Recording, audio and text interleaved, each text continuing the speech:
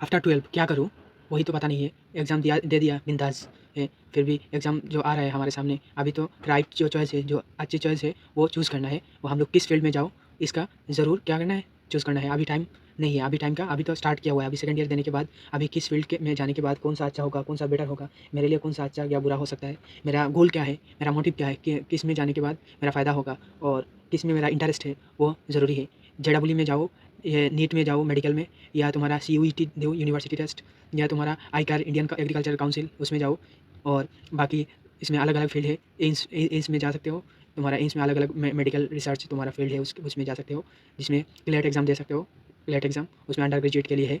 और बिट्स पिलानी में भी जा सकते हो। बिट्स पिलानी में देख सकते हो किस तरह का है व्यू है बिट्स पिलानी का, तो ये भी एग्ज़ाम दे सकते हो। देने के बाद इंजीनियरिंग में जा सकते हो बीटेक करके। और नाम क्या है इसमें, नाटा 2025 भी काउंसिलिंग ऑफ आर्किटेक्चर दे सकते हो। और क्या है इसमें, Indian institute of science education and research किस तरह का है आप लोग जाके देख सकते हो। अभी तो हम लोग बहुत सारे स्टूडेंट का क्या दिक्कत है, आप लोग जेडब्ल्यू में जाओ, इंजीनियरिंग नीट मेडिकल किस फील्ड में जाओ, किस फील्ड में बेहतर होगा वही तो आप लोगों को चूज़ करना है। इसलिए अभी मैं बता रहा हूँ आप लोगों को, राइट चूज़ करने का टाइम अभी मौका है, अभी ज़रूर कीजिए। पहले स्टार्ट करते हैं हम लोग जेडब्ल्यू या इंजीनियरिंग देने के बाद क्या होगा।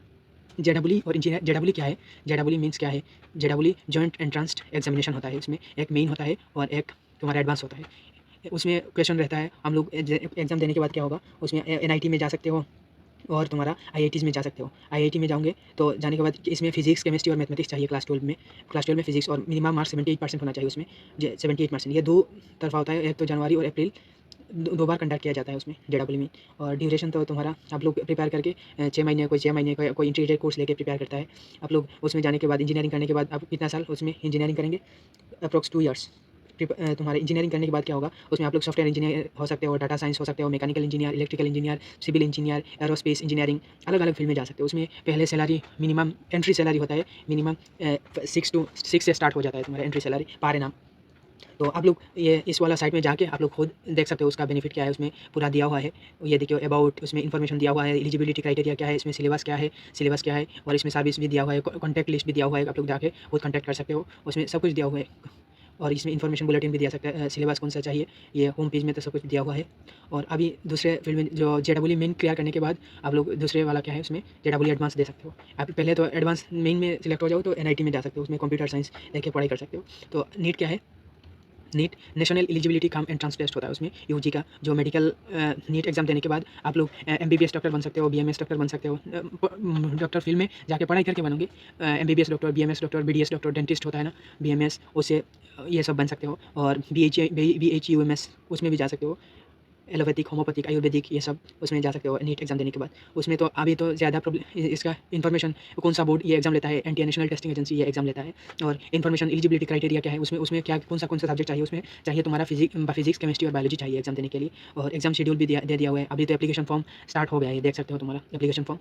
ये देखो पब्लिक नोटिस 7 फरवरी में दे दिया 2025 में, जो ऑनलाइन एप्लीकेशन फॉर्म स्टार्ट किया हुआ है। जो लोग नीट एग्जाम देना चाहते हो वो लोग दे सकते हो, अलग अलग ये देख सकते हो। National NEET UG conduct information, admission under graduate medical, all the made in the NEET 2025 score in merit list apply for the student BDS and BSc each courses are followed in past according to the rule government respective regular bodies. आप लोग BMS, BUMS, BSMS उसमें जा सकते हो, Indian system of medicine in all medicine in government under this act. तो इसमें तुम्हारा अलग अलग लैंग्वेज में एग्जाम होता है, असमीज, बंगाली, इंग्लिश, गुजराती, हिंदी, कन्नड़ा, मलयालम, मराठी, उड़िया, पंजाबी, तमिल, तेलुगु, उर्दू। और उसमें ये 2025 का एग्जाम होते जा रहा है। 7 फरवरी 2025 टू 7 मार्च 2025 में एप्लीकेशन फॉर्म सबमिट करना है। Last date of transition fees 7 March 2025, March में खत्म हो जाएगा। उसका जनरल फीस जो 700 होता है, EWS OBC NCL का 1600 होगा, ST PWS का 1000 होता है, आउटसाइड इंडिया का 9500 होता है।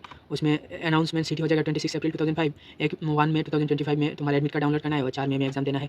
और 180 मिनट्स का होता है एग्जाम, और 2 से 5 मिनट 2 PM टू 5 PM तक रहेगा। उसमें कोई भी क्वारी हो, कोई भी प्रॉब्लम है, उस साइट में NTA.ac.in में जा सकते हो, नीट NTA.ac.nic.in में जाके आप लोग खुद कंटेक्ट कर सकते हो। और क्या क्या आप लोग इधर से स्पेशलिस्ट ये सब एग्जाम देने के बाद आप लोग क्वालिफाई करेंगे, क्वालिफाई नहीं सिलेक्शन होगे तो क्या होगा, आप लोगों को MBBS doctor, BDS doctor, nursing, pharmacy, physiotherapy और अलग अलग फील्ड में जा सकते हो। उसमें का MBBS होगे तो स्पेशलाइजेशन अलग अलग है, कार्डियोलॉजी, ऑर्थोपेडिक्स, डर्मेटोलॉजी, स्किन का। तो इस तरह का है। आप लोग पहले सैलरी, आप लोग स्पेशलाइजेशन के ऊपर डिपेंड करके आप लोगों को सैलरी मिल सकता है।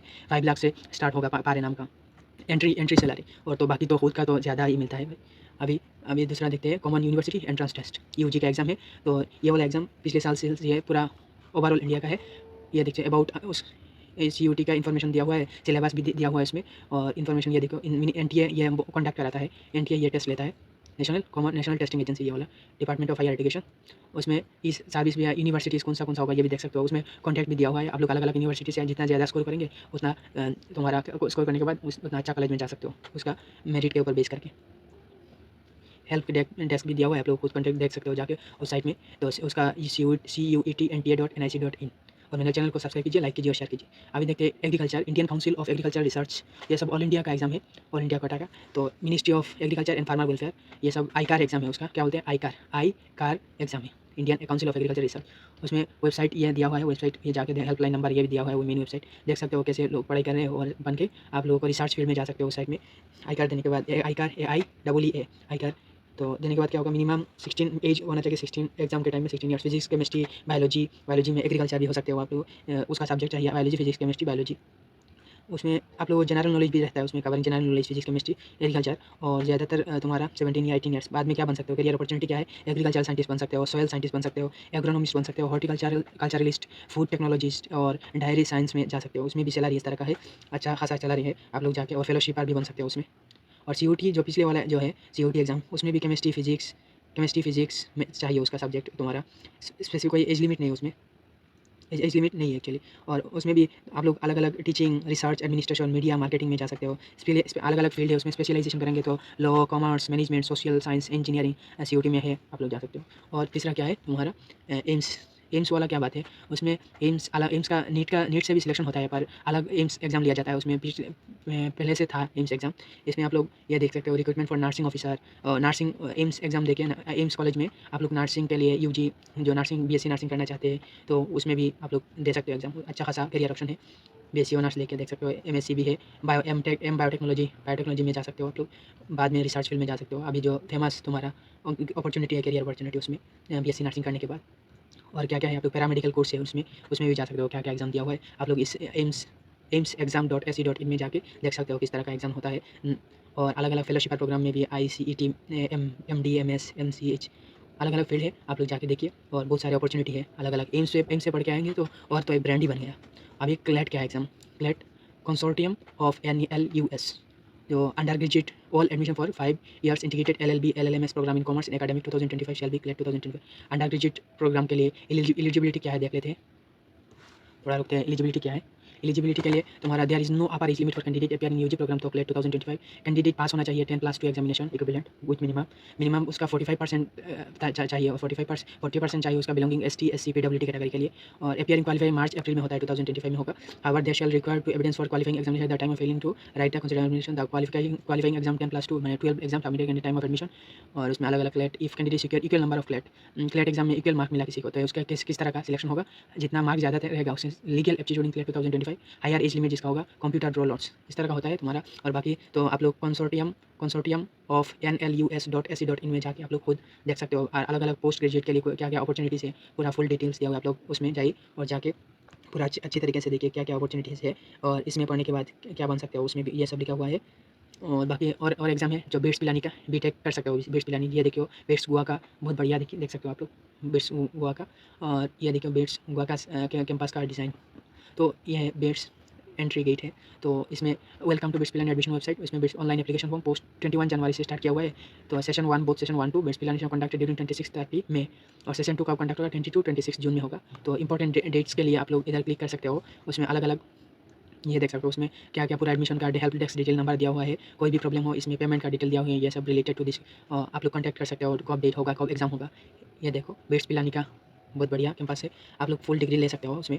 पिलानी दुबई में है, गोवा में है, हैदराबाद में है, मुंबई में है, ये सब है। और आप लोग UG एग्जाम देके इसमें एंटर कर सकते हो बेट्स पिलानी में, जो उसमें बीटेक और उसमें से आप लोग कोई भी इंजीनियरिंग करके आएगा तो उसका तो 100% सिलेक्शन एक होने तुम्हारा प्लेसमेंट लग जाएगा, किसी कैंपस में ही तुम्हारा प्लेसमेंट लग जाता है।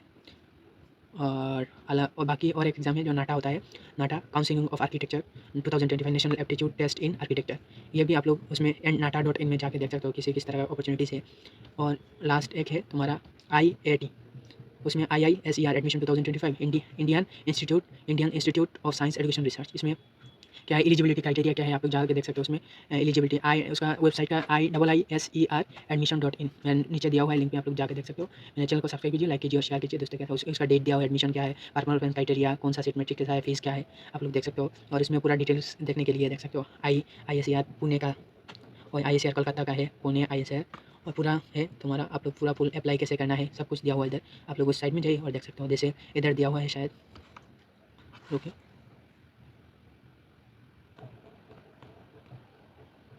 और मैं बोलूँगा उससे सबसे अच्छा होगा आप लोग market Welcome to the world of discoveries. Are you someone who is endlessly curious about the things happening? And you always ask why and how? Well, you are at the right place. Hi, I'm Jagriti, a third year PSMS student at IISER Bhopal, and I'm thrilled to take you on. जो भी है अब मैं तो बोलूँगा सबसे अच्छा और बेस्ट अपॉर्चुनिटी मैं बोलूँगा JEE का एग्ज़ाम दो और देने के बाद जो जिस फील्ड में सबसे अच्छा फील्ड होगा तो कंप्यूटर साइंस के लिए। और अभी जो तुम्हारा लास्ट वाला अभी जिस ट्रेंड में चल रहा है अभी तो AI का ज़माना है, तो AI कर सकते हो, आर्टिफिशियल इंटेलिजेंस, उसमें जाके तुम्हारा डाटा साइंस डाटा एनालिस्ट बन सकते हो उसमें से। और अच्छा IIT से पढ़ेंगे तो और ज़्यादा बेहतर होगा। और अभी जो स्कोप भी है, बेटर ऑप्शन भी है उसमें, स्कोप अलग अलग है। और अभी तो इंडिया में ज़्यादातर चल रहा है तुम्हारा मेडिकल का है, मेडिकल का अच्छा है, फिर भी मेडिकल का में स्टूडेंट भी ज़्यादा हो रहे हैं। और इसलिए मैं बोलूँगा सबसे ज़्यादा बेटर ऑप्शन आप लोग JEE के लिए बेहतर है।